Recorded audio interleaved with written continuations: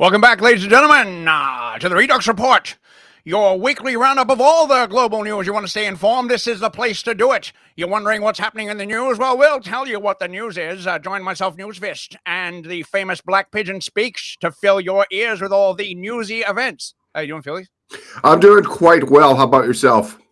Pretty good. I went to the ARC conference. Well, after party. I didn't go to the actual conference, but I did manage to sling an invite to the after party. It was why don't you kind of explain what the conference was? Because I don't think most people would know. So the ARC conference is basically Jordan Peterson's right-wing World Economic Forum is, right? Mm-hmm. So, all the right-wing intellectuals were there. I personally spotted Curtis Yarvin, roaming around like a disheveled gypsy. Andy No was there, James Lindsay, Oren McIntyre, all the people, of course, who I didn't really get much of a chance to speak to because I'm still a tier 3 social commentator, and I hate going up to famous people and being like, oh yeah, I also have a YouTube channel. They just look at you like, yeah, really? Andy No, was he not the little gay Vietnamese guy that got beaten up and became famous for that, being put on Tucker Carlson? That's his shtick, right?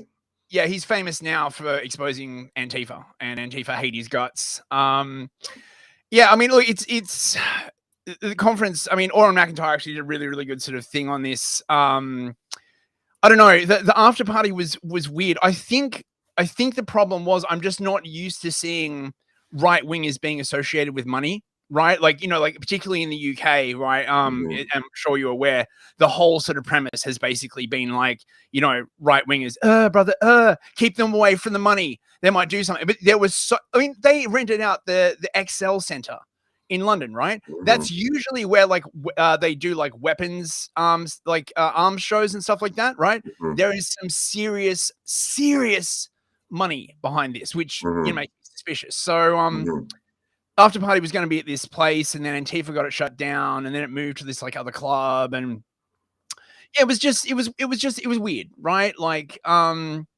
yeah, it was like a bunch of sort of. So how was Nick Fuentes? He didn't come on to you or anything? No, I don't believe. Actually, I'm not sure Fuentes would even go. Actually, he'd probably say like all the this. I don't think they'd allow somebody to. By the sounds of it, these are all the kosher conservatives. It sounds like basically, yes. It's all of these sort of like acceptable conservative voices. Yeah, it's weird. It's clearly coalescing. There's clearly money behind it, and there's clearly at the moment this sort of shuffling to sort of like, you're in, you're out, where do we draw the line? I think everyone, knows exactly where they draw the line. Basically, there's sort of one perspective that will get you excluded and one perspective that will get you included. It's pretty obvious. Ben Shapiro, Jordan Peterson view. Basically. Yeah, apparently it suffered from the same kind of thing a lot of these conferences suffer from, which is that, they'll have some dude up on stage and, a panel, but it'll be very, very short, and the crowd don't really get to ask a lot of questions. I've been to a few of these things before, and they sort of wind up as an exercise in containment fundamentally, because like none of the sort of like really sort of meaty questions ever get asked. They just tend to, tread over sort of well-worn ground, but it was interesting, mate. It was interesting, How have you been? The Excel Center. I've not ever been there. Whereabouts in London is that? Oh, I think it's in East London, and it's mainly known for hosting. I think it's called EdXL, which is like the yearly UK arms manufacturers show. So you go. It's like Lockheed Martin presenting the world's greenest missile. And Northrop Grumman, the world's, greenest and most inclusive death drone, because it's all. Yeah, absolutely. They're the DEI lasers of death. Yeah, basically. You been up to anything? Well, no, this week I've been kind of working a lot on different projects. Also, I had to do my taxes, which took up a fair amount of time, death and taxes. Yeah. I was telling you prior to the show, I'm having a little bit of trouble now with. It's kind of weird because throughout my entire life, I used to have good eyes up until just a couple of years ago, and now I will have to wear glasses. I think I have to increase my prescription as well. But I've also also just in the last couple of years started getting allergies, and they're quite bad. I don't know, people can see, but just even all the way from my nose is all red and it's all painful. It feels as though I've been sniffing wasabi and it's like gone to the back of my eyes with my nose. Unironically, sniffing wasabi might actually help that. You know what I mean? I'm a big favor of, wasabi treatment. If you're not familiar with wasabi, anyone in the chat, if you're not familiar, it's kind of like English mustard, really hot and really abnormal to try to sniff, but it doesn't feel good. It's the spicy stuff that goes on sushi. Everyone must know that. Well, yeah. Should we do a quick round of shilling? I'll do a quick round of shilling. If you have questions for Felix or myself, or if you just want to support a struggling streamer or streamers, you can send super chats on YouTube, rants on Rumble, or the preferred method, of course, is Entropy, because they take a very little amount of money. Get your super chats in, boys. Be part of the stream. We will read them out and answer your questions. I mean, I'm sure you're all familiar with the format. You can also find all of my stuff on www.newsfist.net. If you're like into that kind of stuff, I'll do a twice weekly news show. That's like, well, I'm being like the humble slop merchant, basically, right? Like, it's not much, but it's honest work, right? You try and make the slop entertaining for the punters.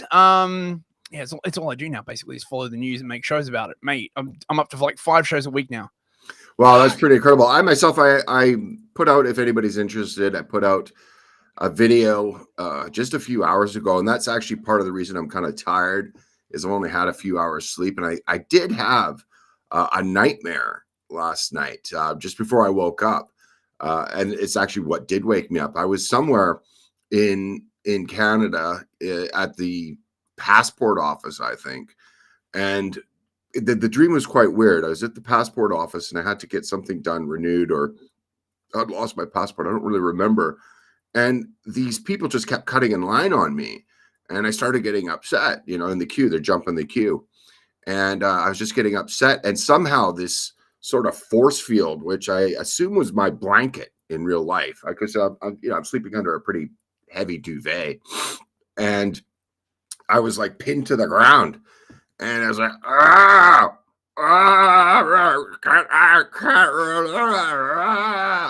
the great replacement. I must have been yelling and screaming because I woke up, and like these pigeons are going,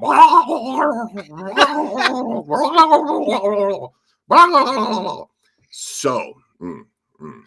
That sounds like great. And that's how I woke up. So that was me like 45 minutes ago, and I'm still sort of wiping the sleep out of my eyes. Yeah. So you just woken up, and it's like nearly 1 a.m. here. So I'm like on the edge as well. This is what you guys want. This is what you tuned in for. 2 streamers living on the edge, right? Pushing themselves to the limit of their abilities. This is like basically the Olympic sports. We're tired, we're run down, we're full of caffeine, but we're here for you guys. Also, we have a super chat. Well, we got a YouTube thing. Port Film Co-op. Port Film Co-op. ARC is 100% conservative and lame. Well, yes. I mean, I wouldn't like Jordan Peterson hear you say that. He might tell you to aggressively wash your penis.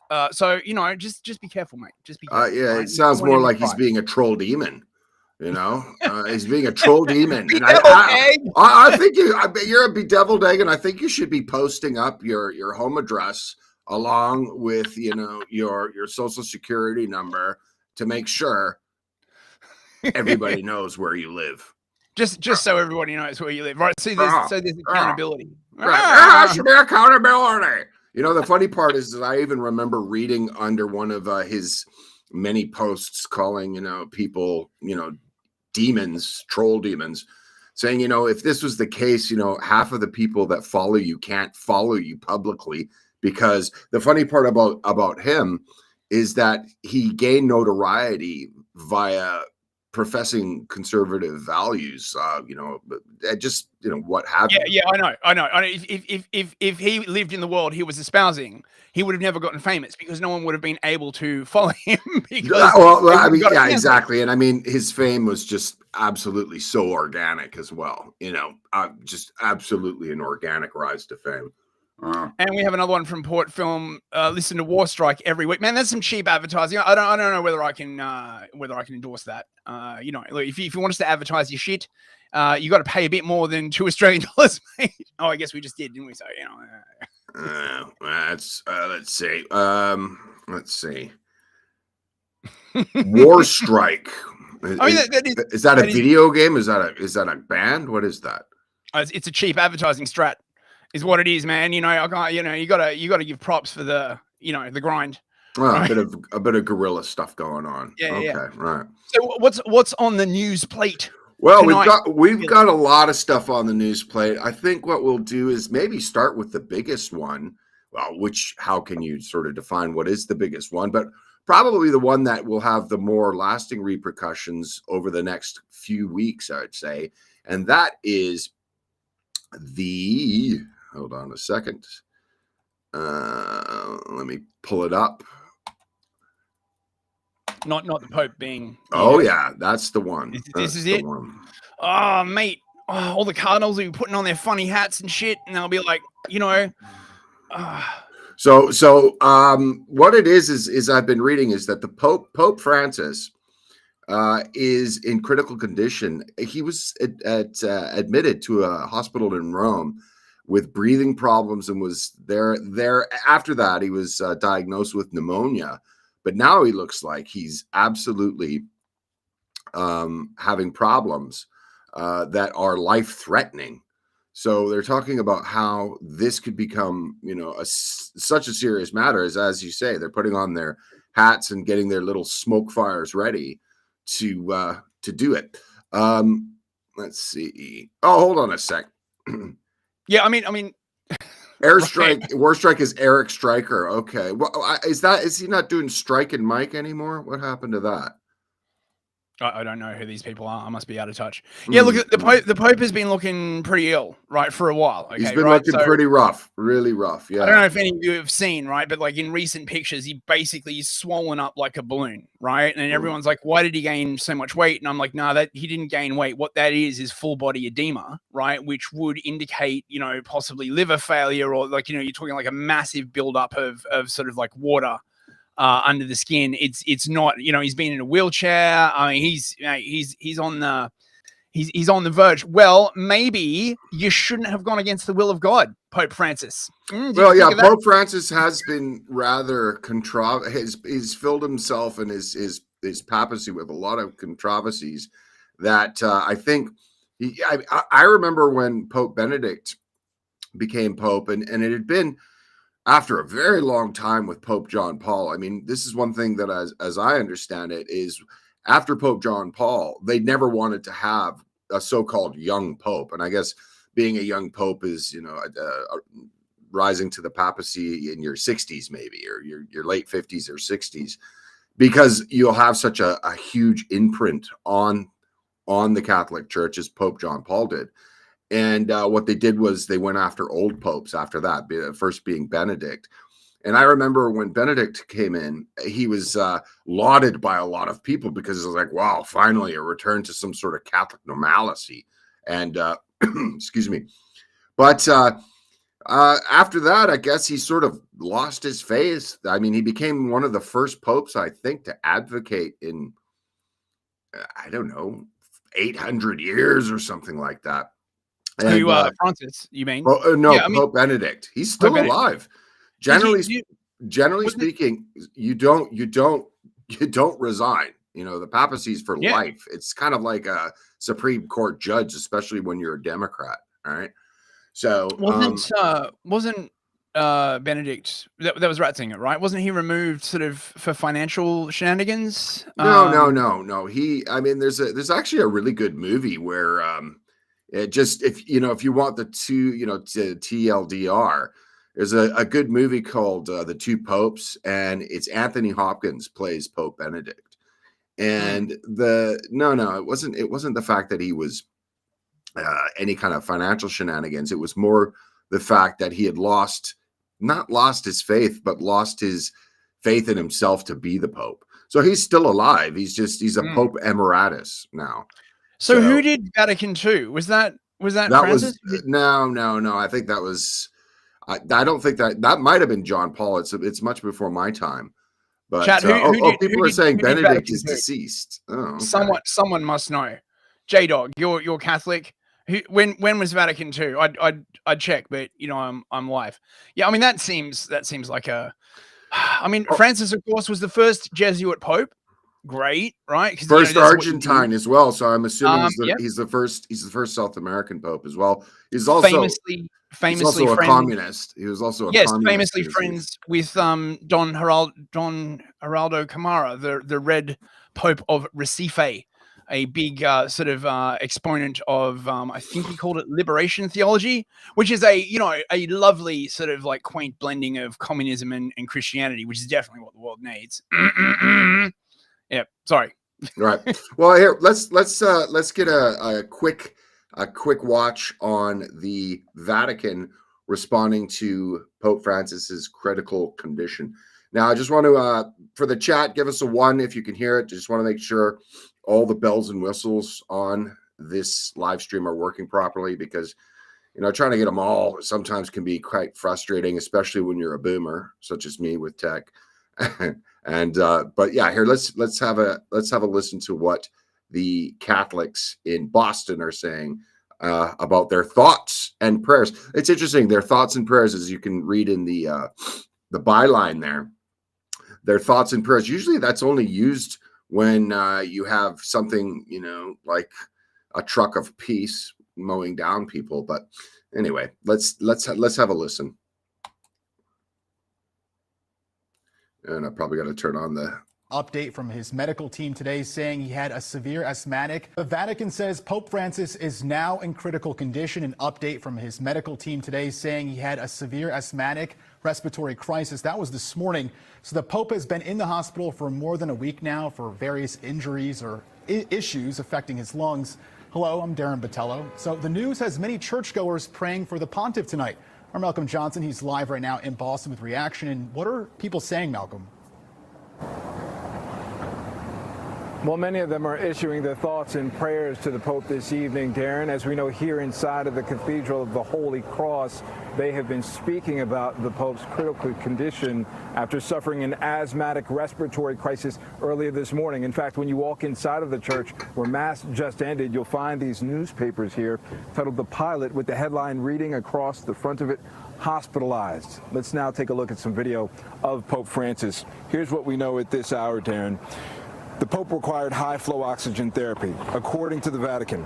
The Vatican releasing a statement that says, quote, "The Holy Father's condition continues to be critical. Therefore, as explained yesterday, the Pope is not out of danger." Francis required administration of oxygen and a blood transfusion Saturday morning. He reportedly spent the day in an armchair, and while he was alert, he was in more pain than yesterday. Francis, 88 years old, was admitted to Gemelli Hospital on Valentine's Day for bronchitis. And the Pope's diagnosis of pneumonia, combined with the new development that he needed a blood transfusion, raises concerns about sepsis, which is a life-threatening condition where the body's immune system starts attacking otherwise functioning organs, sending them into shock. Churchgoers praying for the Pope. He's in our prayers and our thoughts. I think we're certainly all in prayer for the Pope.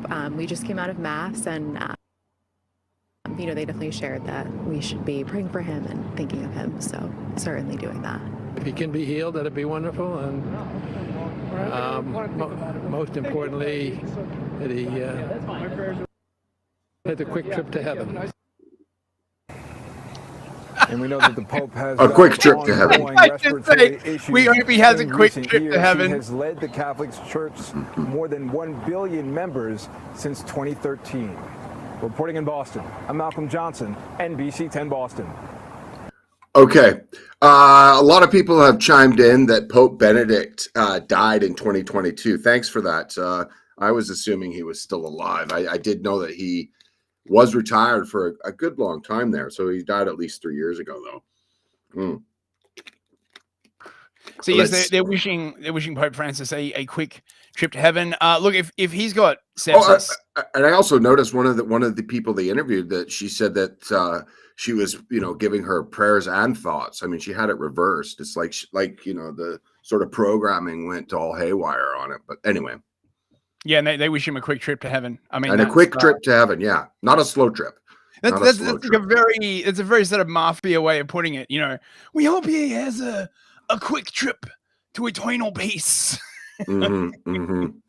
Well, hold on. You were saying that there's a possibility that Cardinal Robert Serra is in the running. Yeah, Robert Serra, the based black cardinal, will be his replacement. There is apparently a prophecy that the first black pope will bring down the church.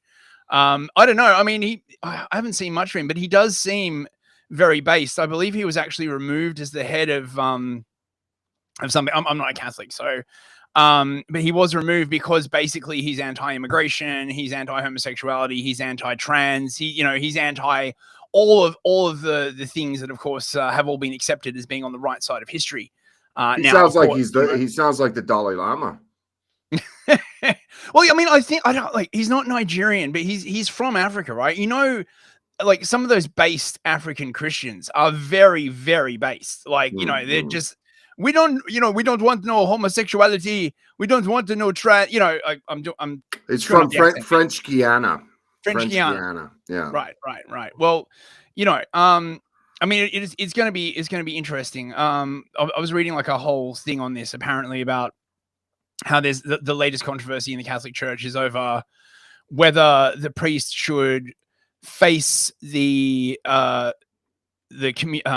crowd while he's doing something, or whether he should face the front of the church, right? So everyone's facing the same. Sorry, say that again. What does that mean? Basically, it used to be that I think when the priest lifts up the communion, he's supposed to face away from the congregation, right? So they're all facing towards God, right? And then, I see what you mean. Okay. Yeah, and then they changed it, okay, right? So Mass, he's now facing the congregation, right? Mm-hmm. And apparently that's like a whole thing. And then there's the whole thing about like whether to use like the proper liturgical mass or not.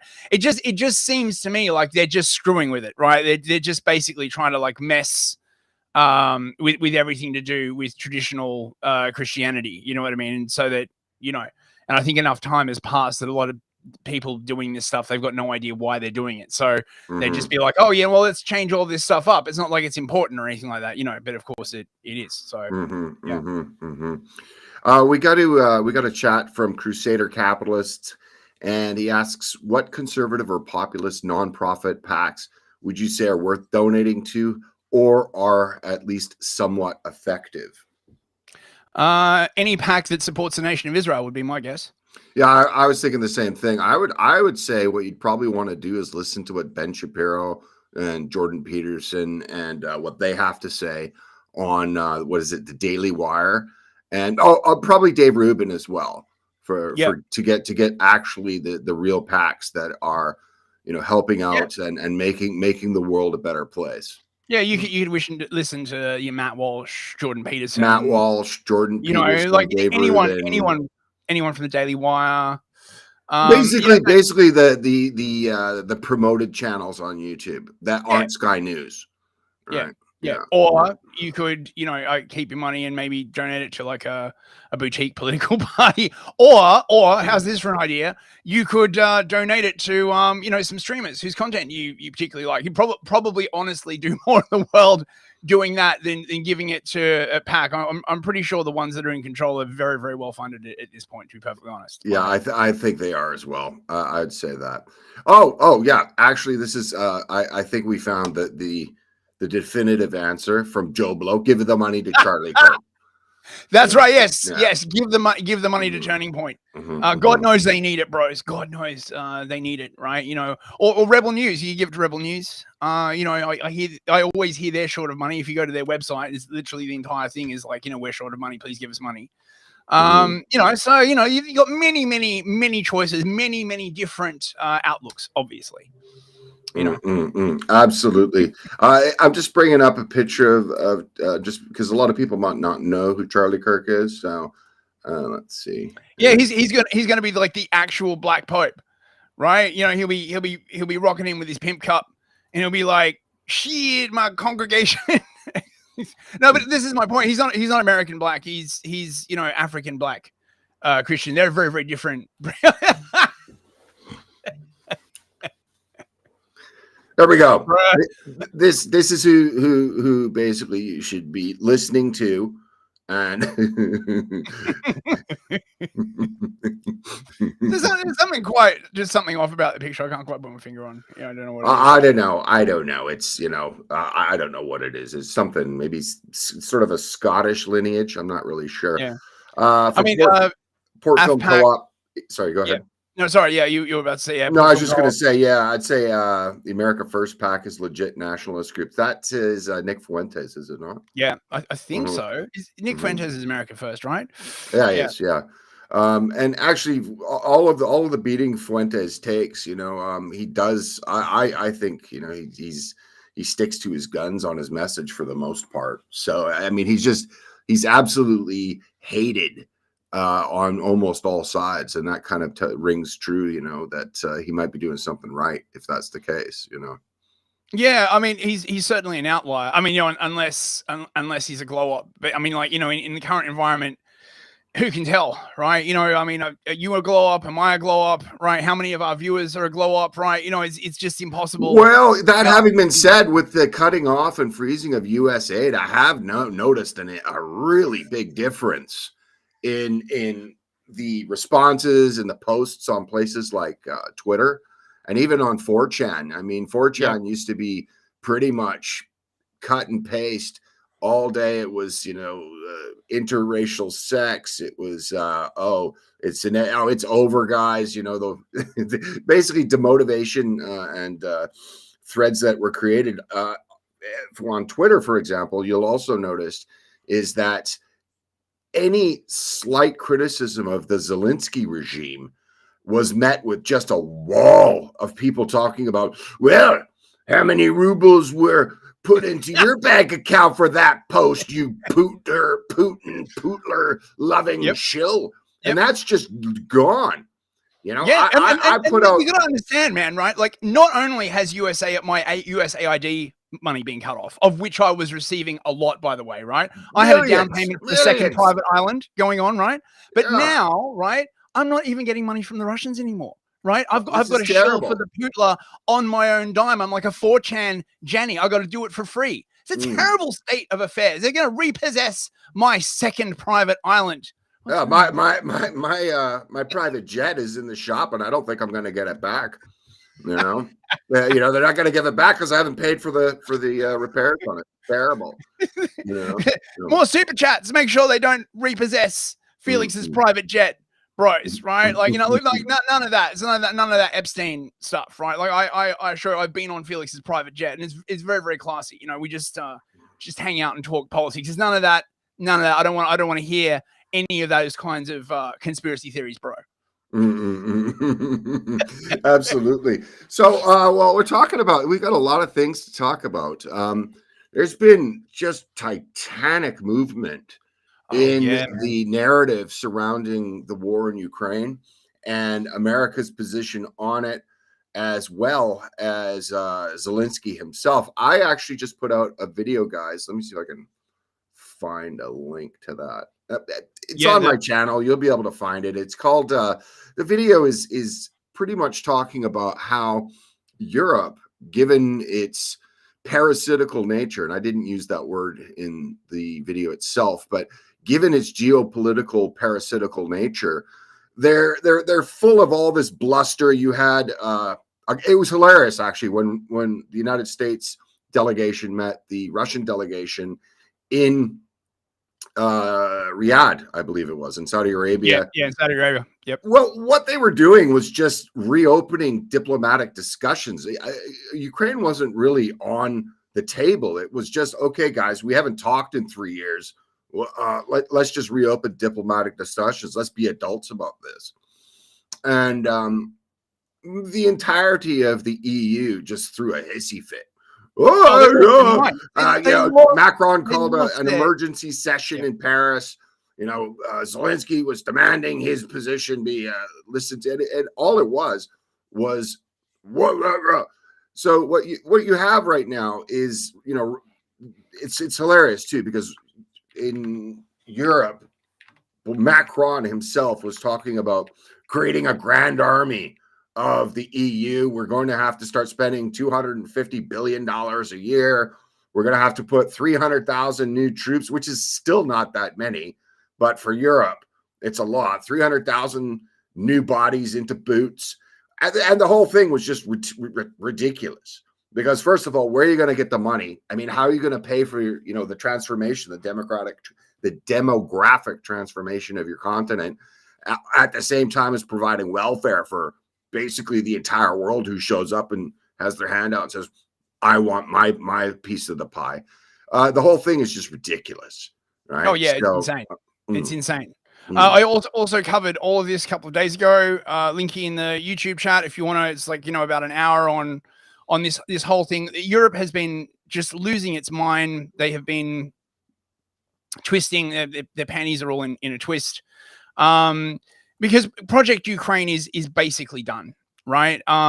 Yeah, the Euros will like squeal, and I mean we didn't even cover the Munich Security Conference. When was the last show? So much has happened in the last week. I covered it on my own channel in a video, but yeah, the Munich Security Conference, where JD Vance basically tore the Europeans a new one. So yeah, it was glorious, actually. It was glorious. It was every single time Vance opens his mouth. I like him more. So just a brief summary for any of you who are not caught up. Munich Security Conference happened. JD Vance comes out, and instead of like saying the magic words "a putla," he basically says to the Europeans, right, like you're our friends, but our friends are based on values like liberal Western democracies, and none of you are liberal Western democracies anymore because you keep locking your citizens up for speech. And everyone, who's paying attention in Europe was like, yes, right, like finally. And this is one of the reasons why the Euros are seething and molding so much, because their whole sort of thing was just to make sure no one said the obvious, right? Their whole thing is like, let's just make sure that no one actually says this where anyone can hear, right? And so no one realizes, like, just I mean, Vance was he was a beast. He wasn't just talking out of his behind. He was also using excuse me, examples of people in the United Kingdom being arrested for privately and silently praying near family clinics. What are they called? It was a what are they? What would be? Is that a forbidden word? It was a it is. It absolutely is. A family planning clinic.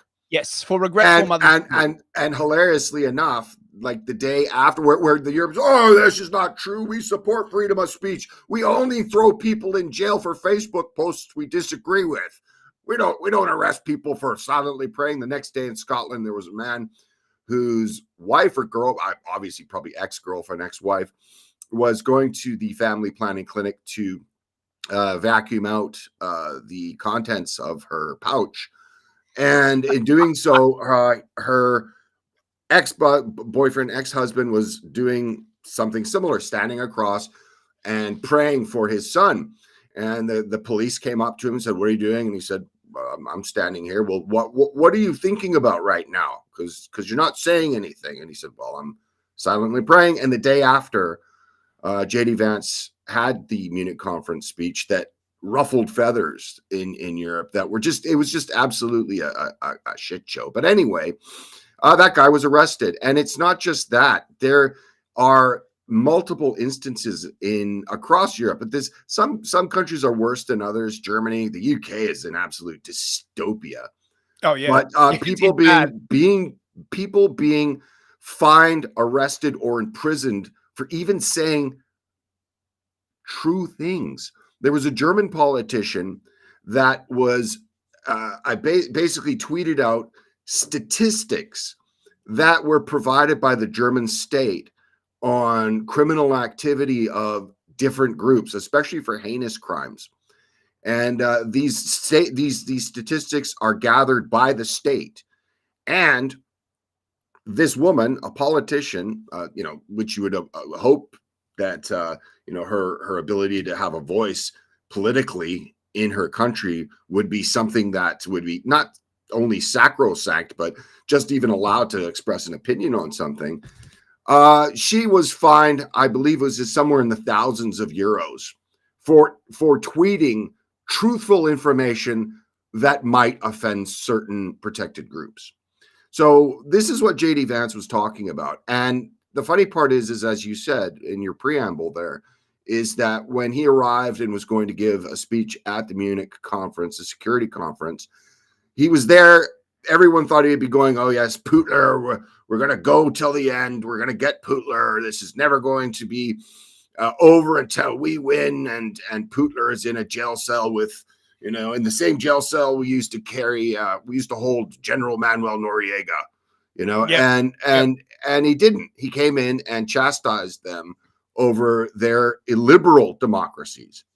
And the funniest part about this, and you guys can watch my video on it, the video kind of went over well with some, didn't go over well with others, because I was just dabbling in AI videos, and I had Trump at the Brandenburg Gate doing some, laughing while Angela Merkel's in the background crying. And then, 100 women in burqas run by, and then 100 women in bikinis holding up placards saying refugees welcome.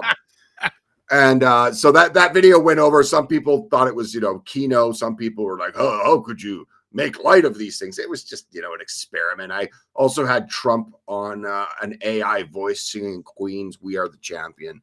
So it's like, we are the champion, a beautiful champion. Anyway, but the funny part about that conference was the chair of the conference was a German diplomat that back in 2018, and a lot of you might remember this. Yeah, he was the one that laughed at Trump. Yeah, right? Trump gave a speech at the UN, and his speech basically consisted of telling Europe, but Germany in particular, that being overly reliant on Russian energy wasn't a good long-term plan, because you don't want to be overly, especially to what is a proxy enemy for. We might blow up your gas pipeline. Exactly. And it was Biden. Yeah, exactly. And Biden said, "Not dare be ashamed if anything happened to it." Also, we got another super chat from Port Film Co-op. Notice the News in Australia is worth supporting. Yeah, shout out to Notice the News. I quite enjoy their. Is that on? Where is that one on? Is that on? It's on. I think it's on YouTube. Okay, I'll try to find that. We should also write here. Mark Pierce says, "Pair character cheerfully blowing a party horn." Now you're gonna have to. No, it's a sticker, mate. It's just a sticker, right? Like Restream is just translating that into like words for you. It's just a sticker. Okay. Oh, okay. That's what it is. Sorry about that. I got a kind of a nice comment here from Andrew Poole. That video was so on point. You were definitely over the target. Yeah. Well, hopefully, I just wanted to finish. Is the diplomat that was the diplomat at the UN back in 2018, who was leading the German delegation there. What happened was, when Trump said this, the entire German delegation sat there and started laughing at him. It was like smirking, giggling teenagers. It was utterly embarrassing as diplomats from Germany, especially Germany being a vassal of the United States, an absolute occupied vassal, completely under the thumb of the United States. The entire delegation is sitting there at the United Nations, smirking, giggling, and patting each other on the back at what the president of the United States has to say. Fast forward to 2025, this same diplomat was the chairman for the Munich Security Conference. And because he was so traumatized, absolutely traumatized by what JD Vance had said about how the European Union and their commitment to liberal democracies, backsliding on freedom of speech, giving these examples of the fact that, you shouldn't be afraid of your own people. And democracy doesn't work when you don't like the outcomes of it. Democracy actually, Felix, fact check, right? He came out later and said it was not to do with that, right? He was overwhelmed by the expression of support from the other Euro cucks present that he had to have a bit of a cry. Oh, and this is what I was going to say. He started crying and wasn't able to finish his closing speech. And as he exited the stage, some woman, this woman came up to him and he had to throw himself onto this woman for a mommy hug. And he sat there with his face in her shoulder, crying. And this is the diplomats who are running security conferences in Europe.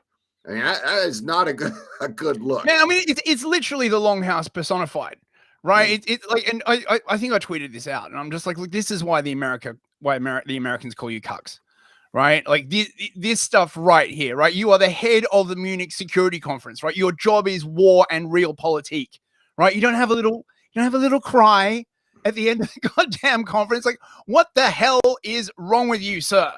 Right? Like, yeah, terrible form. Yeah. Going back now. So I want to talk about today. Let's get into some of this stuff that Trump is lobbing, because I think this is kind of some of the big things of this week. Wait, do we want to cover Zelensky's approval rating, by the way? Because I've got some stuff on that if you're interested. Yeah, sure. Well, let's just start off with, Trump, I guess, became quite irritated with Zelenskyy when, first of all, he came out and said, yeah, you guys sent us $200 billion, but yeah, we don't know where half of that went. It's just gone. Maybe he didn't send it. And then he claimed that President Trump was living in a Russian information echo chamber or thereabouts. And in return, basically, Trump said, well, he is a dictator without any mandate, because he actually he has no legal mandate. Now, this is going to be a problem for any kind of discussion or any kind of mediation on this crisis, because his term did run out in 2024, last year in May. So he's holding on to power. We're coming up on a year now without any elections. Actually, Felix, fact check. I must fact check you there. I have been fact checked by the fact checkers on Twitter. Apparently, right, they can't hold elections, right? Because if they did, Zelenskyy might not get reelected, right? So checkmate, bigot, right? And they can't do it because there's a war and the Russians. Well, that's actually something I covered in my video that I released earlier today. Zelensky's ex-top general. It's always ex-top something. Ex-top general, and it's even The Economist. You guys can watch my video. I put out a couple hours ago, about 5 hours ago. I go through this. Is that Zelenskyy's ex-top general? I can't pronounce his name. Valery Zelenskyy. Yeah, Valery Zelenskyy. He would trounce him in any kind of election that were being held today. But going back, Trump in his retort to Zelenskyy, and saying that, he's a corrupt politician. He's actually not even the leader of the country. He's a dictator because he's not holding elections. And he said something along the lines, you need binoculars to see his 4% approval rating. Immediately, everyone said, hold on, hold the phone. We got to fact check. Zelenskyy has an approval rating, and this is a trust rating. I'm not sure. I think that these two numbers are being conflated. And okay, so I've got info on that if you're interested. Okay, right. Yeah, sure. Ukraine has basically one social sciences institute. They call themselves like the Kiev Institute for like Social Studies or something like that. I think I sent you a link. I'm not sure, right? And they're like basically the only people in Ukraine that do these kind of like polls, right? And the actual question was, do you trust Zelenskyy? Now, the problem, of course, with the KIIS or, whatever the hell they're called, right, is that they're a glow shop, right? They work with the World Bank, they work with USAID, right? They, all this kind of like stuff, right? Number one. Number two, of course, right? If some random pollster calls you up and is like, this is Ukrainian Social Sciences Institute. Do you trust Zelenskyy? How many people, right? We have your name and address, by the way, right? How many people are going to be like, oh yeah, screw that guy, right? Like, Yeah, You're well, not the one also, you know, are the Secret Service listening? Are they going to come that's up, my point, right? show up Like, at my house, you don't kick in wanna the door, and you don't Gonzalo wanna get Lira Coach me? Red Pill. Gonzalo Yeah. Lira me, yeah. And Yeah, yeah, we've yeah. got some stuff on Gonzalo coming up in a little while. Talking again, you've got basically another thing about the Zelenskyy regime that isn't talked about. Okay, a couple of other things. Funnily enough, you know, Keir Starmer called up Zelenskyy and then said, "Oh well, you know, postponing elections is as British as tea time." Whereas actually, there were elections held in the United Kingdom during World War II toward the end. So in the United States during the Civil War, the conflict that more Americans died in because people on both sides were Americans, they held elections on both sides for during that conflict. But the thing about Zelenskyy is he's not only become much less popular, he's banished almost all of the opposition, and almost all of the opposition is in either in jail on trumped up charges or has been, you know, sent off into banishment somewhere in Europe or America. Or you have the case of the Chocolate King Petro Poroshenko, who's basically had all his accounts frozen and is now basically in poverty, right? Like it's not. No, Look, it's yeah. This character I'm just bringing up right now, Zelenskyy Arestovich, he actually up until 2023. Oh no, let me bring that back. He has known Zelenskyy since his time in show business. I guess they came up together in show business and became Zelenskyy's spin doctor up until 2023 when he publicly disagreed with a missile. And I think I might remember what that was, is that it was actually a Ukrainian missile that hit some farmland in Poland. I was in Poland at the time. And Zelenskyy said, "Oh, well, this is proof that Russia has sent missiles into a NATO country. Article 5, everybody, NATO, we're going to war. Come on, we're going to war." And I believe this guy publicly disagreed with him. No, it wasn't a Russian missile. So obviously he was fired. But he was the chief spin doctor to Zelenskyy up until 2023. And now he's basically said that if he becomes president, you know, once elections are ever able to be held, that he let me just read this really quickly. Former aide to Ukraine's Vladimir Zelenskyy has pledged to jail incumbent Ukrainian leader, and he's not an incumbent because there has been no elections, and his entire gang. Now let me read the part that's interesting, and I'm reading from RT just so everybody knows, you know. I will give the order to detain him, and no foreign power will save him and his gang. We'll catch everyone, no matter where they are hiding. We'll get them from under the ground, bring them in, and we'll deliver a verdict live on air. Not even a hair will fall from his head. He will get jailed, and I believe for life.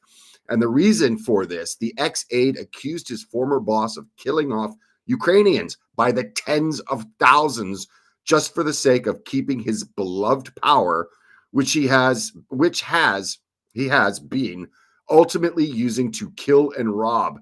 He also pledged to reshape the government. So he basically saying that somewhere else in the article that Zelenskyy's been killing tens of thousands of Ukrainians and fighting this war to the last Ukrainian in order to maintain his power and the largesse that goes along with it via all of the aid. And there are stories all over. Now, obviously, you're not hearing many about Zelenskyy himself, but the corruption in Ukraine is well documented. And even prior to the outbreak of hostilities back in 2022, Ukraine was designated the most corrupt country in all of Europe. Yeah, he was renowned for corruption. Yeah. And also, might I add, right, that he's just doing it for power and money is the charitable view. The uncharitable view is it's some kind of religious, like, you know, war or something like something for greater Khazaria. Yeah, or just, you know, just something like, you know, something ideological and something, you know, totally evil. But, you know, I guess if you're going to, you know, do an ideological war, you may as well get paid while doing it. I mean, yeah, it's insane. It's totally insane. Yeah, and this is people are pointing out, yeah, and this is true.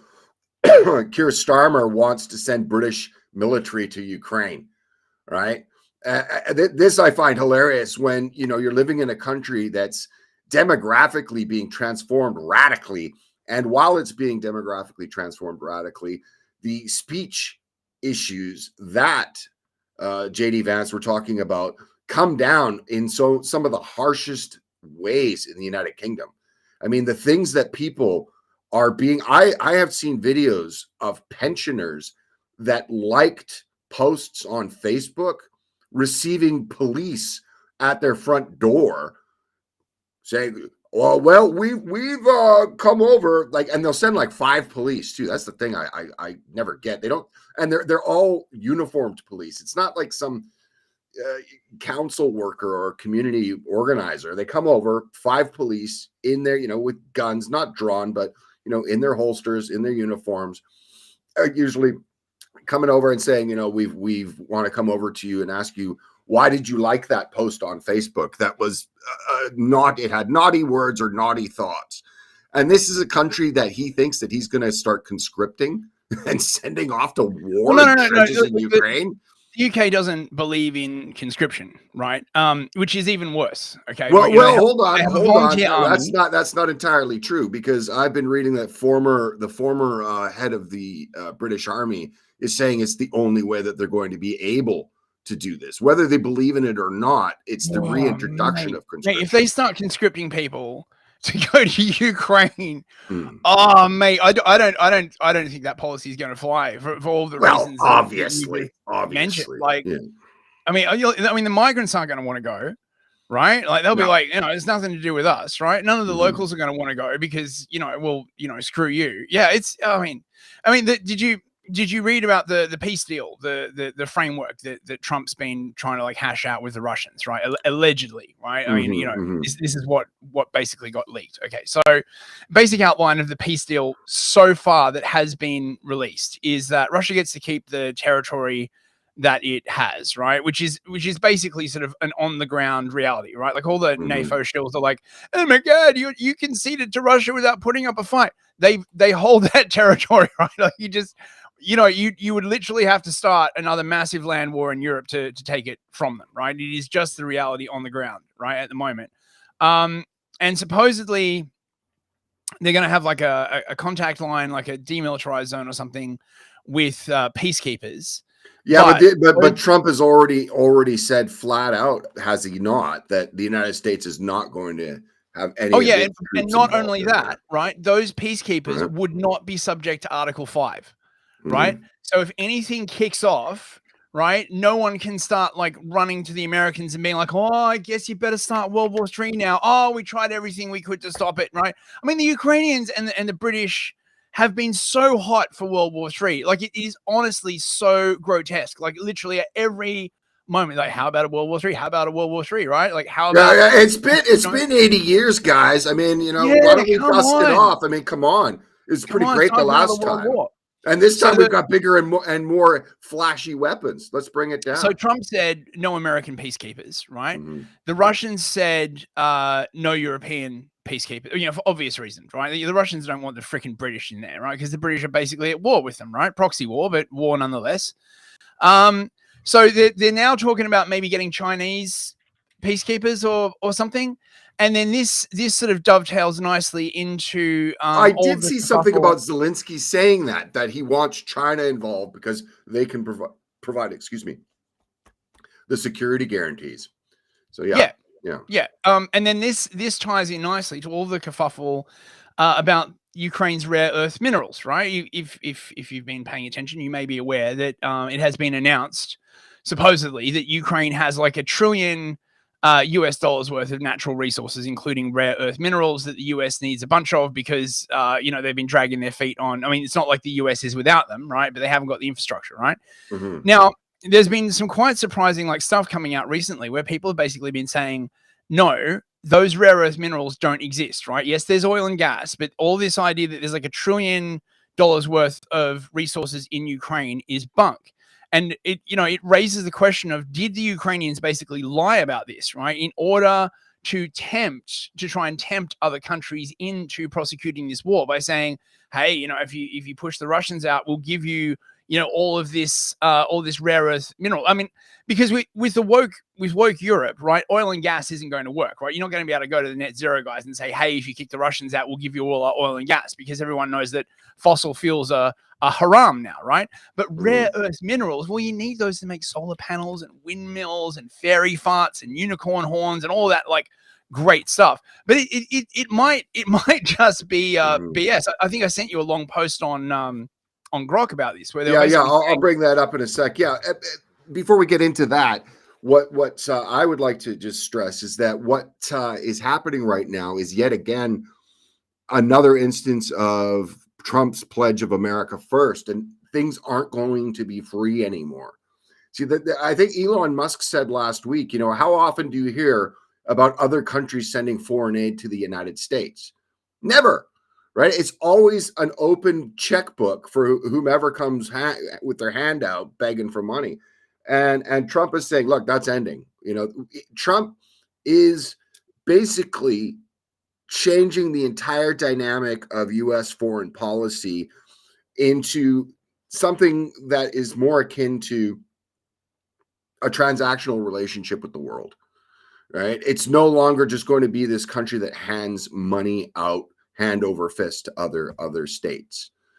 So sorry, I just wanted to throw that in. The rare earth minerals, I'll bring that up in just a sec. So maybe continue on. I'm going to go find that. Yeah. So I mean, and so this was the point, right? So Trump was basically saying, well, we'll help you, but we want some of that money back. All the European money is guaranteed. They're going to get paid back. The Europeans aren't going to get paid back.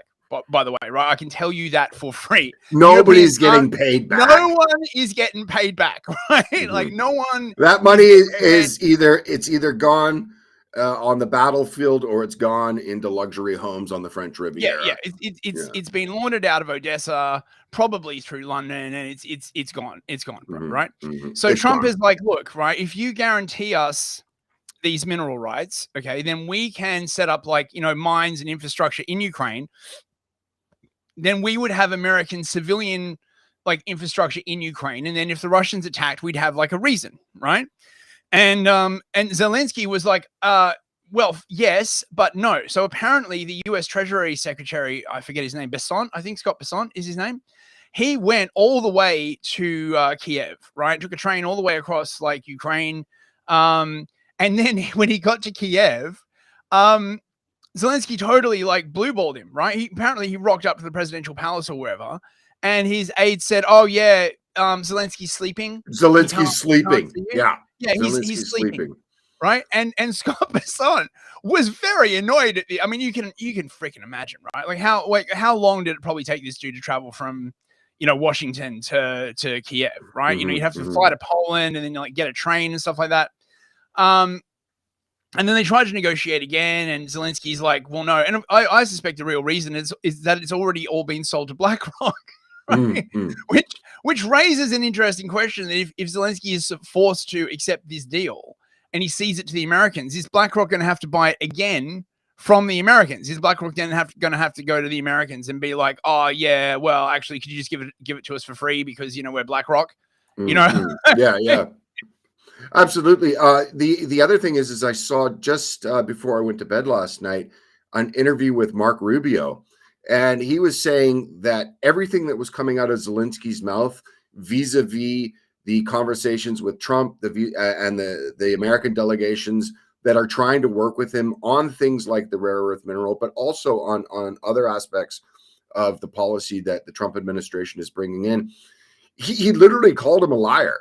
And the things that he was saying in public were absolutely not the things that he was saying during the negotiations and the meetings that he was having with U.S. officials. And this is the Secretary of State. And it's just, for me, the amount of shenanigans or deception or, the amount that's going on for this to be said publicly is probably in orders of magnitude of what it really is of what they're saying.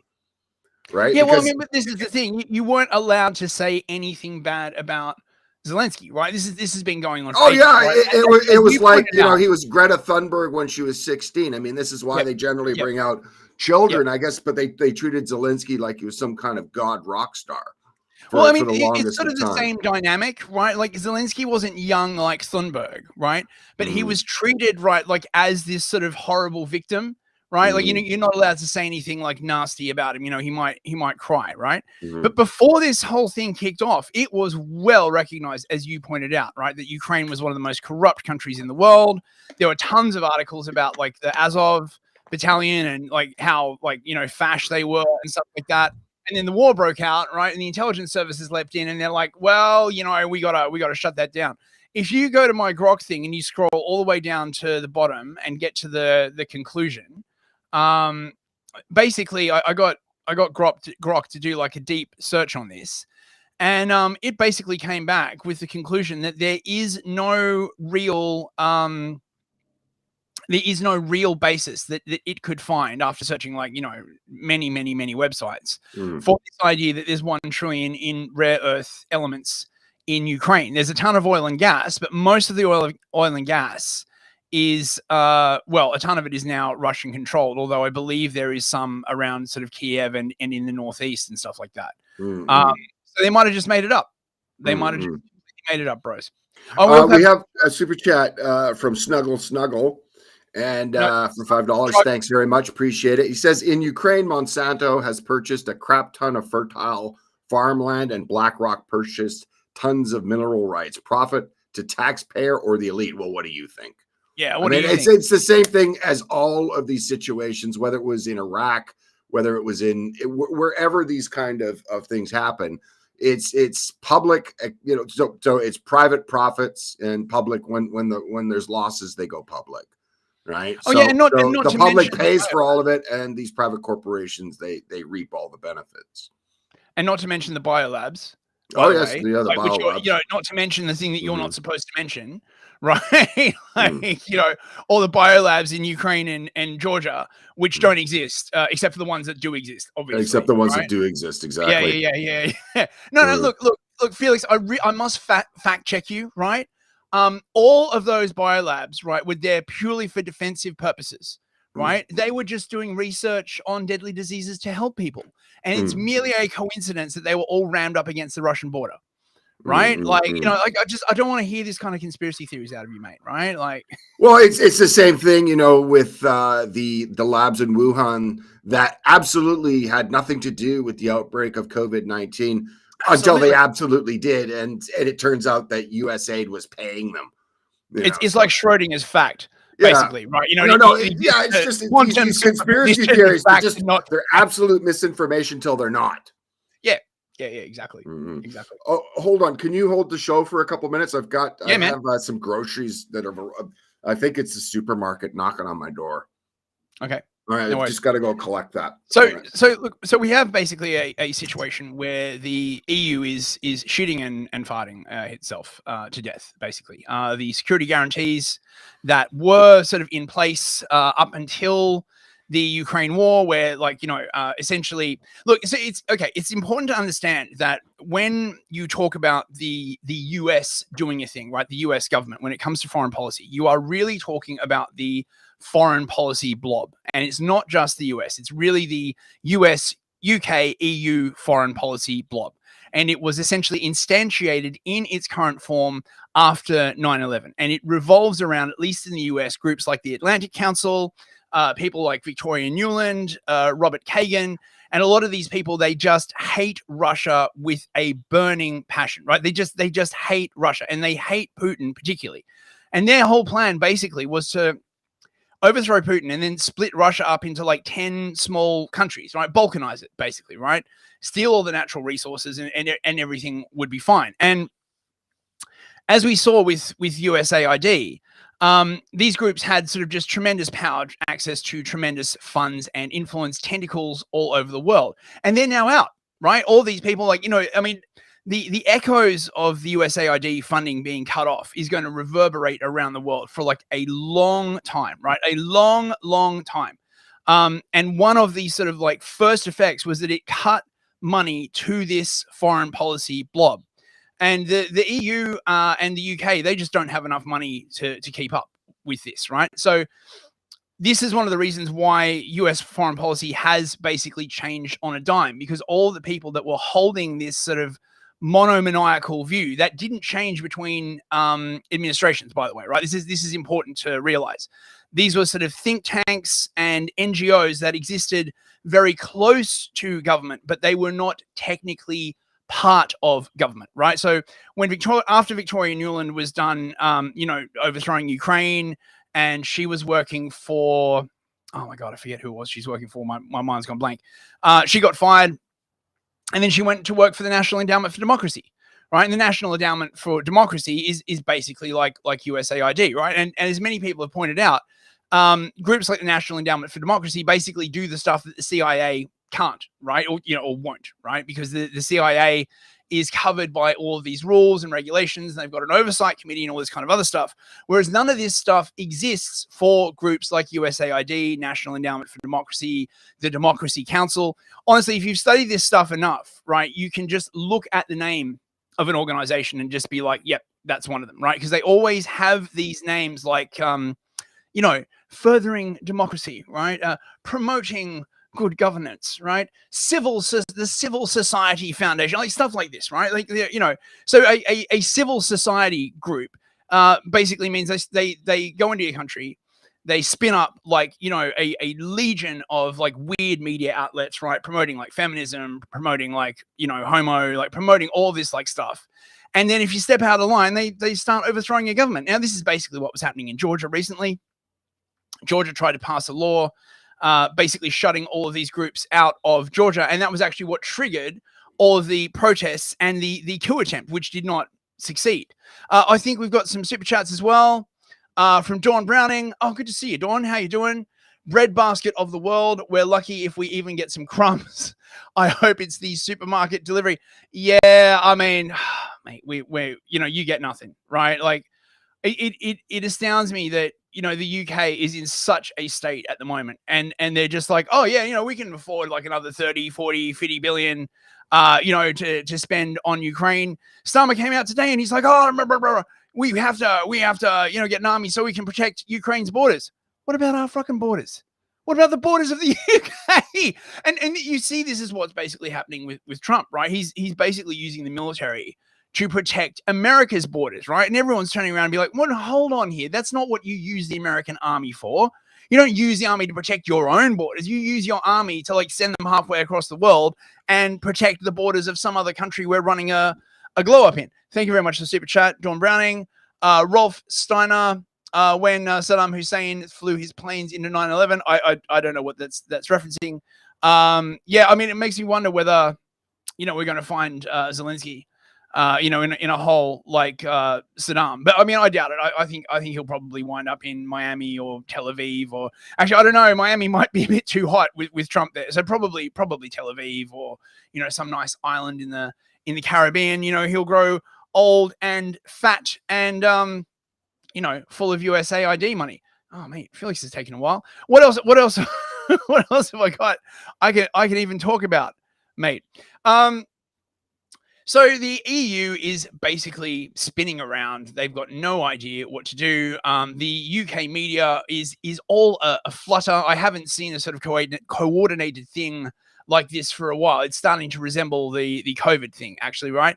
They're coming out and they're like, there are facts and there are facts, right? And the fact is Russia is the aggressor. I won't hear anyone saying, that it's not the truth. It's crazy. We must support Zelenskyy to the last Ukrainian.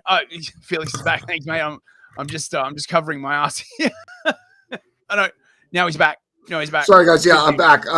It's Sunday morning here, and I don't know when I get the deliveries. Because I don't where I am. I don't have a car, so I can't really carry heavy things like water, like bottles of water. It was a Mossad contact, wasn't it, mate? Yeah. Flipping near the envelope full of cash, being like, well done.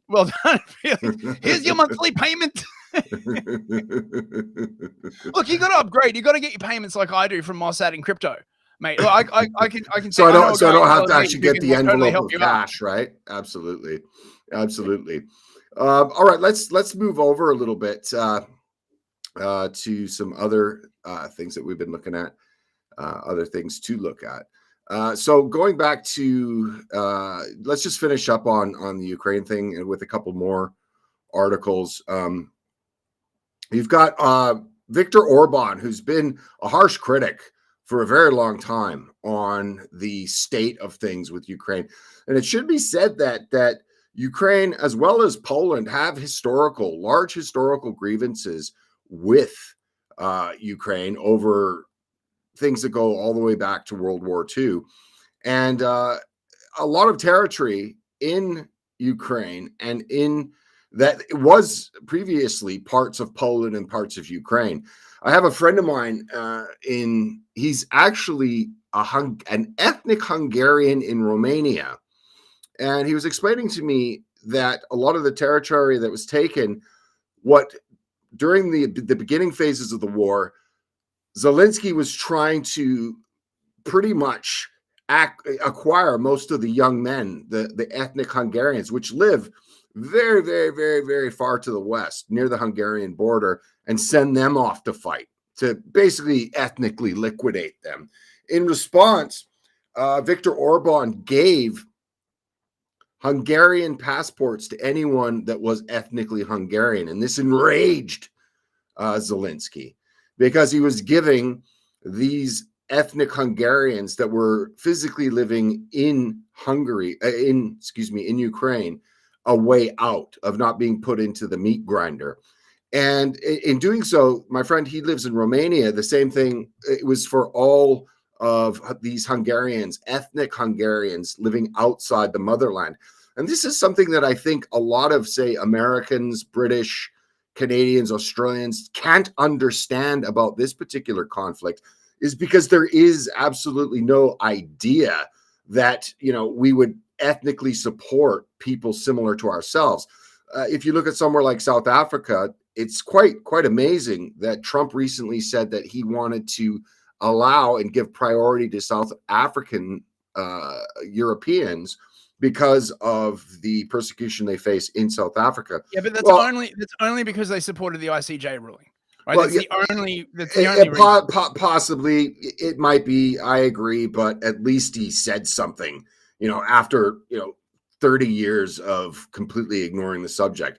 But going back, and that's actually just a tangential point. The point I'm getting at is that a lot of European states, they still have, if they're not Western states, they still have the concept of ethnic solidarity with their people. And this is where my friend, his name, I won't name him, but he is an ethnic Hungarian living in Romania. And he was explaining, after the installation of the communist government in Romania, they moved all of the Hungarians out from the border regions into the center, in order to, in a similar fashion of how China is flooding Tibet with ethnic Han Chinese, in order to minimize their claim to any kind of sovereignty any time in the future.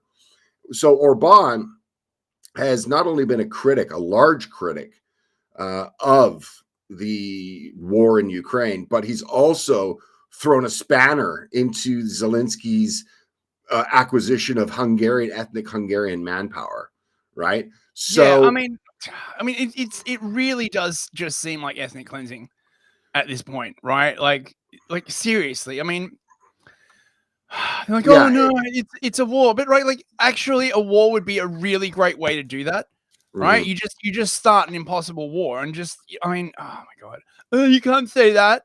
Look, the purpose of a system is what it does, bros. Oh, we didn't mean to literally liquidate our entire male population, right? It was just unavoidable. It was just an accident. It was just an accident, bro. It happens to me all the time. I go out the back for a cigarette and I accidentally liquidate, the entire male population. Could happen to anyone, bro. Could happen to anyone. And this goes back to, as well, part of the reason for the Russian intervention in the Ukraine. Obviously, there was the red line of the red lines that have been crossed since the early 90s of the security agreements that were given by Western powers, Washington in particular, that NATO wouldn't expand closer to the Russian borders after the fall of the Soviet Union.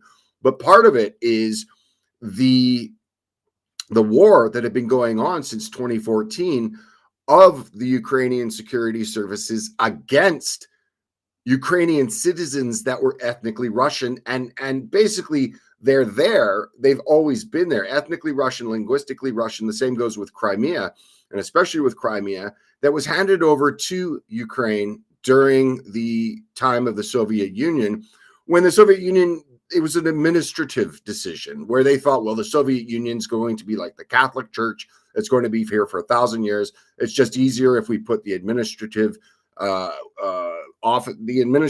duties for Crimea into the hands of the Socialist Republic of Ukraine. And part of this yeah, well, plus Khrushchev was Ukrainian as well. Apparently that had something to do with it as well. Yeah, it's kind of interesting how so many of these Soviet, Stalin, he was Georgian. There's a lot of them. But anyway, Ukraine, Orban is coming out saying, yeah, well, there's going to be a buffer zone, and there's going to be a partition, between the bloc and Russia.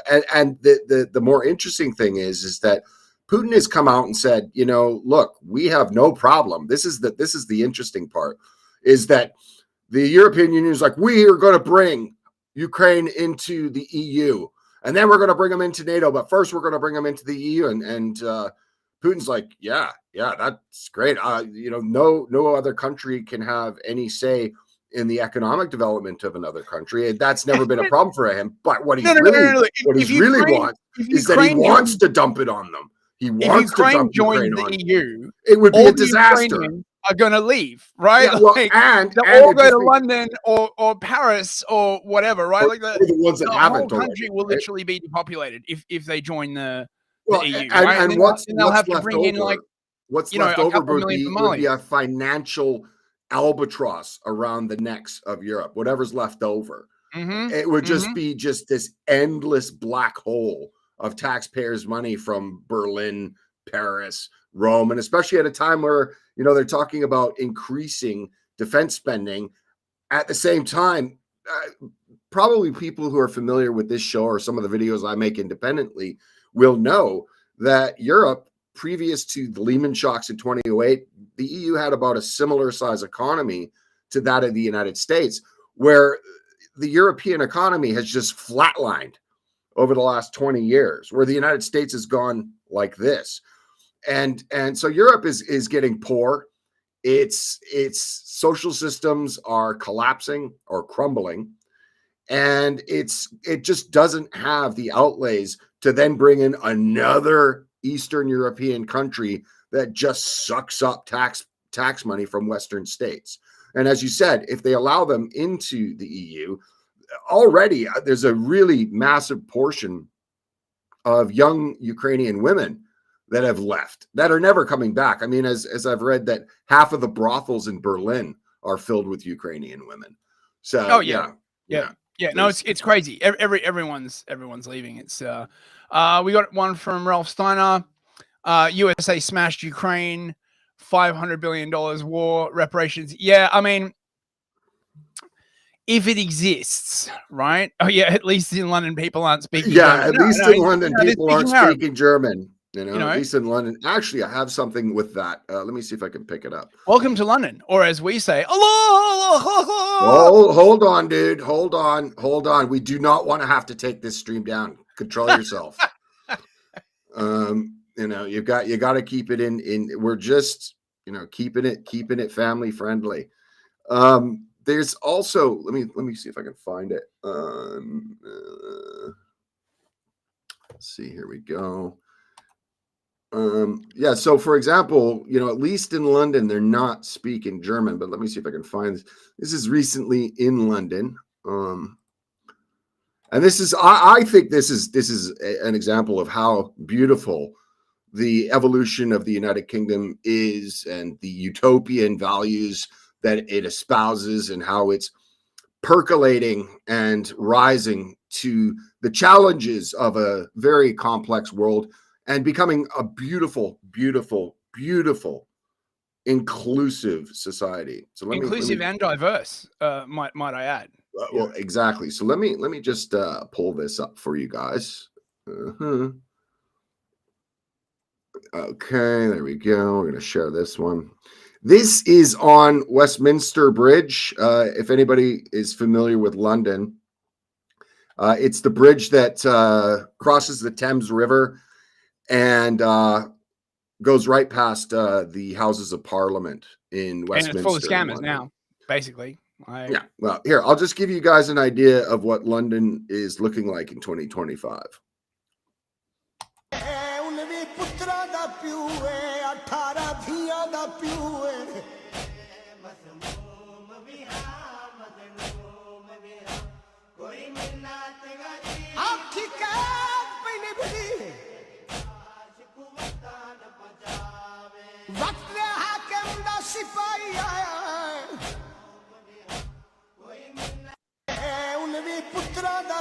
All right, there we go.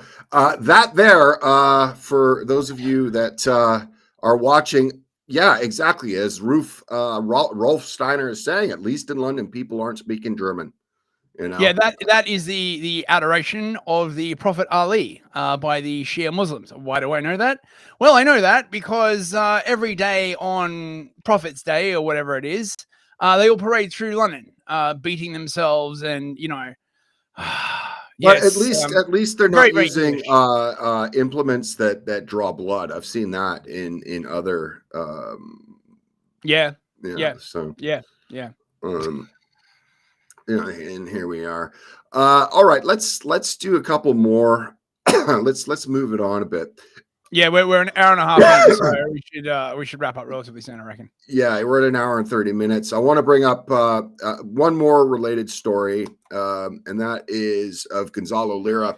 Longtime viewers of this show know that Gonzalo and I were friends. We did, I don't even know how many live streams together. We talked privately about a number of different things, about his decision to stay in Ukraine, which I was always adamantly trying to talk him out of. Hold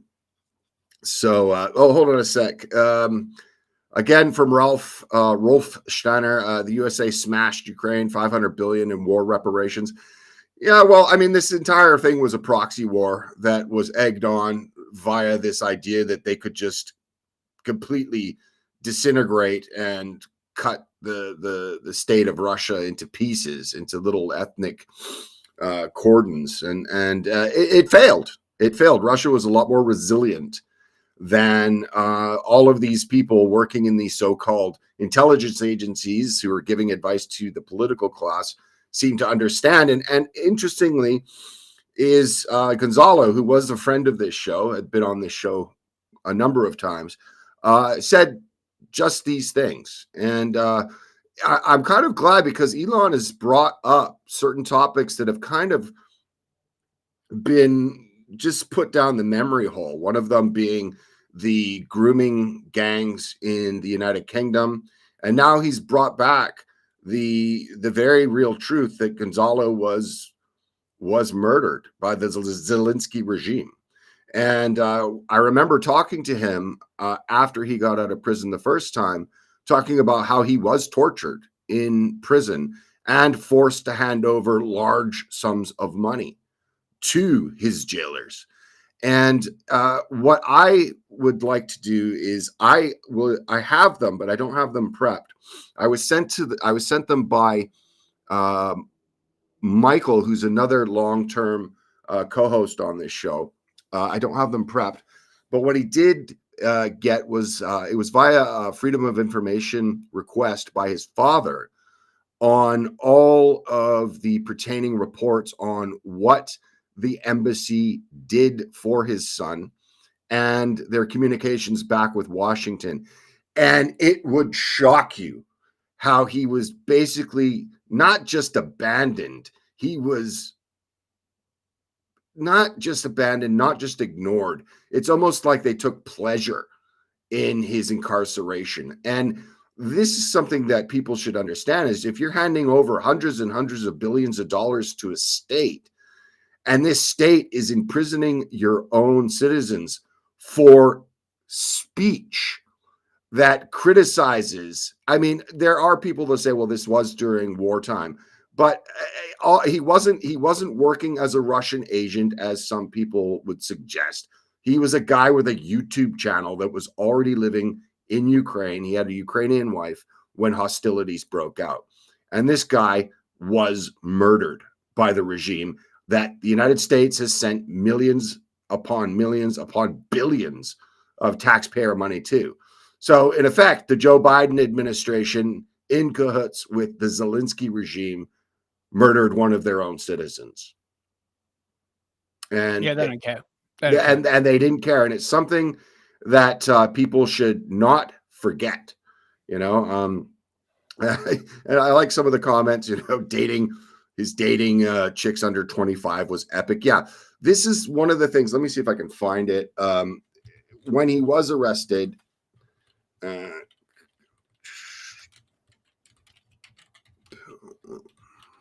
yeah, didn't he have contact with Ashton Cirillo after he was arrested? No, Ashton Cirillo was one of the principal voices trying to have him arrested. Strangely enough, hopefully, Ashton Cirillo is a transgender individual who transitioned to a woman and is now retransitioned back into a man. We might be having on, not this show, but a show with my other co-host, George. And the reason for that is that George actually met Sarah Ashton Cirillo, who was the English spokesperson for the Ukrainian territorial military. But George met Sarah Ashton Cirillo in Panama. And I'm hoping, I've had some back and forth with Sarah Ashton Cirillo, and hopefully we'll have them on this channel sometime in the very near future. And I just wanted to point this out, is that almost all of the media coming out of the West was similar to this. Now, this is coming from the Daily Beast, obviously, but how a sleazy American dating coach became a pro-Putin shill in Ukraine. And this is a lot of these rags, as I'd call them. I would say that they were co-conspirators in his murder, or at least aided and abetted it.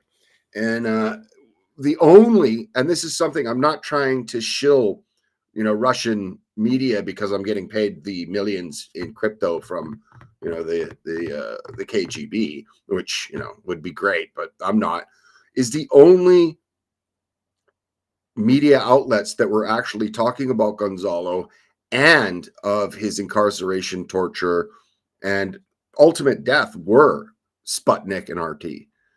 And it's a really good thing that that Gonzalo is being remembered by people like Elon Musk, because if he wasn't, and Elon wasn't putting this information out there for people to remember, it would have been put down the memory hole.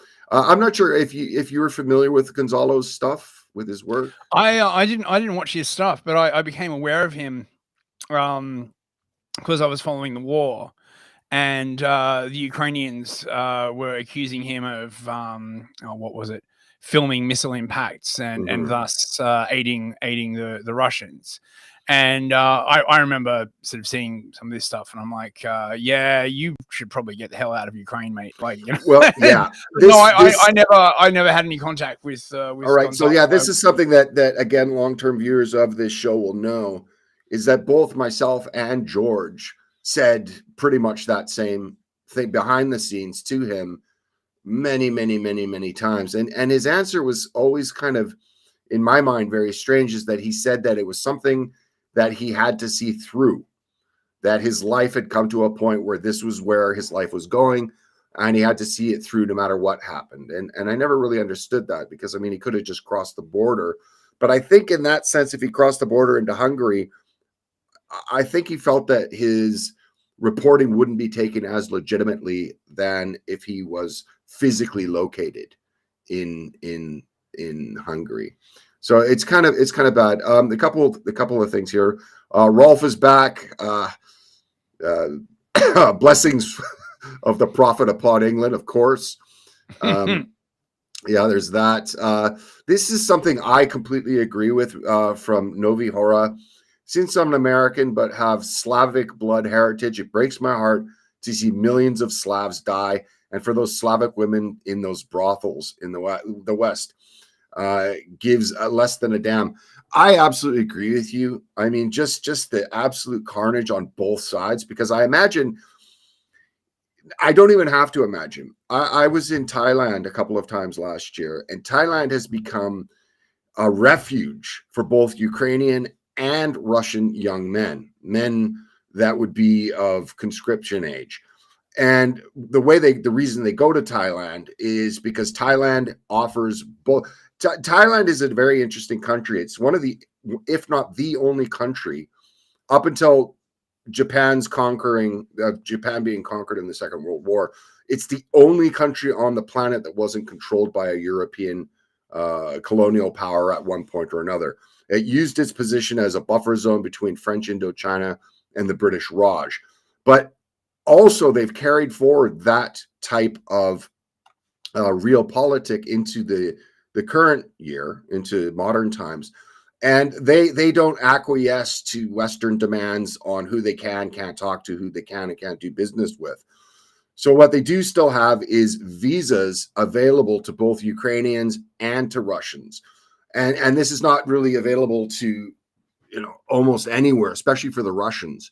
And in Thailand, you'll still see a lot of Russians there that are holiday making, but you'll see a lot of the conscription age men there going to Thai language school, which gives them yearly visas that are able to be renewed.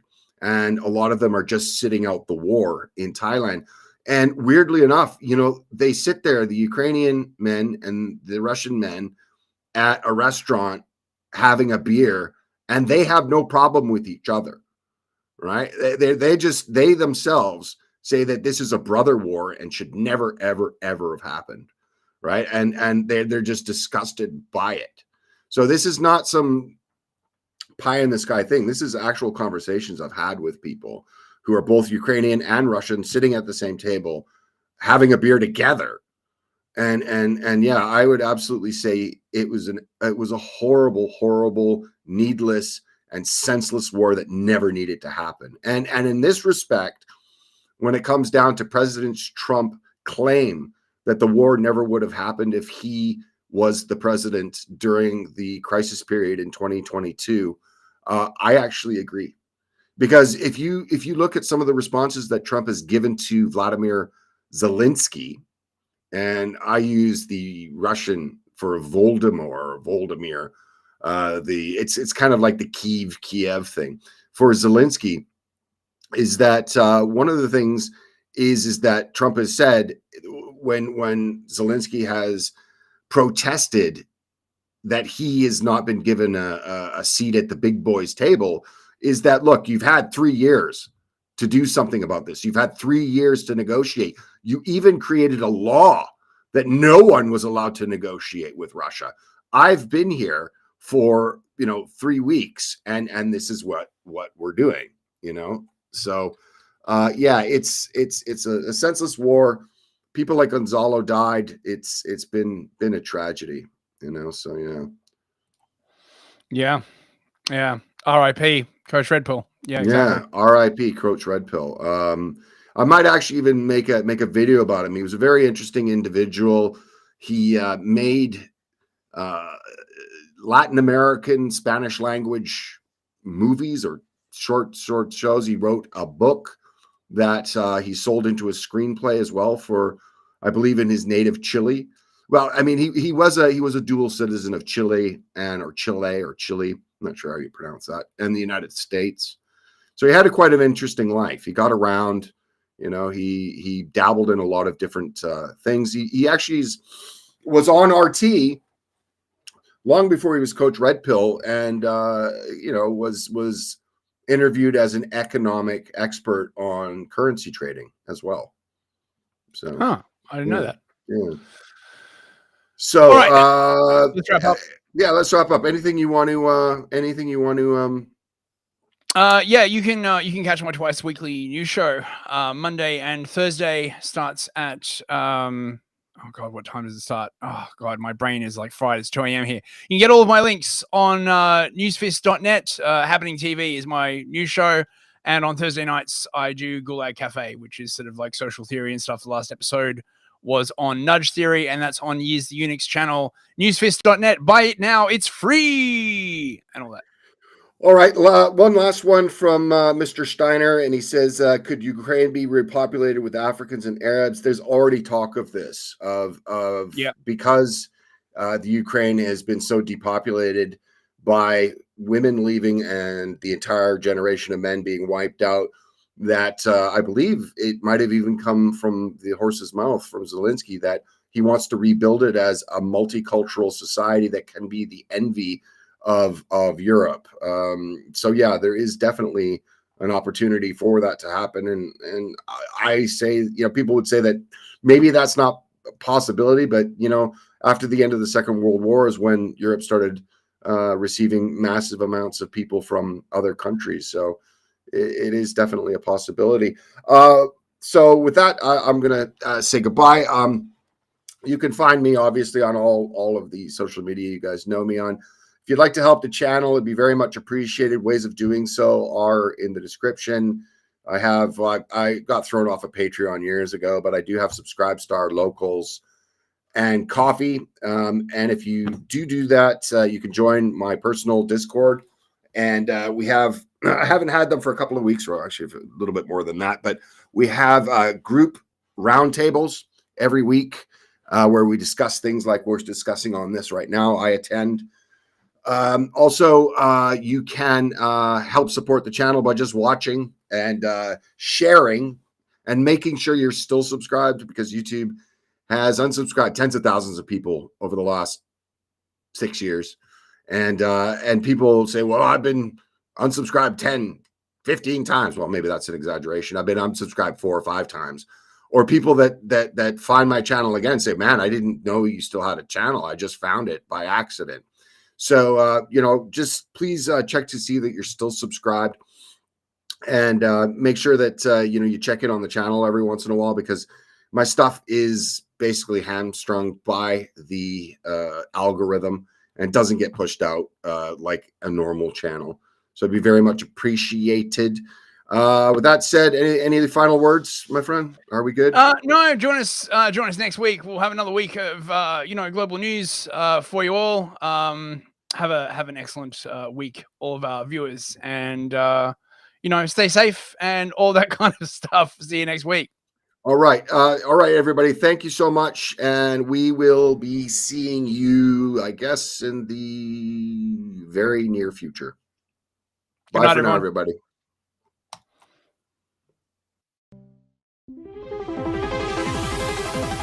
Hi everyone, just to let you know, I have some old favorites as well as new t-shirt designs on sale right now. Link to find them is in the description, and would like to thank you in advance, as it really does help the channel, as for years now, content like this has been put into an algorithmic black hole, as well as being demonetized. So thanks again.